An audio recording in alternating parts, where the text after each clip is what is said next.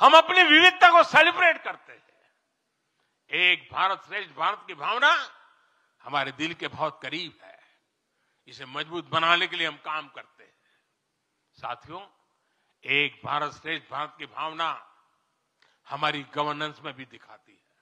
हर क्षेत्र के विकास पर हमारा पूरा फोकस है। नॉर्थ ईस्ट का उदाहरण आपके सामने है। पहले की सरकारों में नॉर्थ ईस्ट को पूरी तरह अनदेखा कर दिया गया, क्योंकि पार्लियामेंट की सीटें कम है, उनका इंटरेस्ट ही नहीं था। हम वोट और सीटों के हिसाब से काम नहीं करते।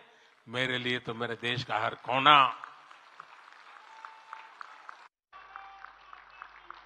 समृद्ध हो, विकसित हो, ये हमारा भाव है। आज चाहे सियाचिन हो या फिर देश के आकांक्षी जिले हो, कोई हमसे दूर नहीं है। वो गांव जिन्हें पहले आखिरी गांव कहा जाता था, हमारे लिए देश के वो पहले गांव बन गए। और मेरे सारे कैबिनेट के मंत्री उन गांवों में रात बिता करके आए।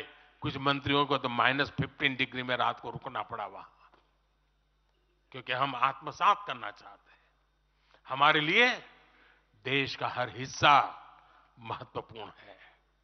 हर हिस्से पर हमारा फोकस है।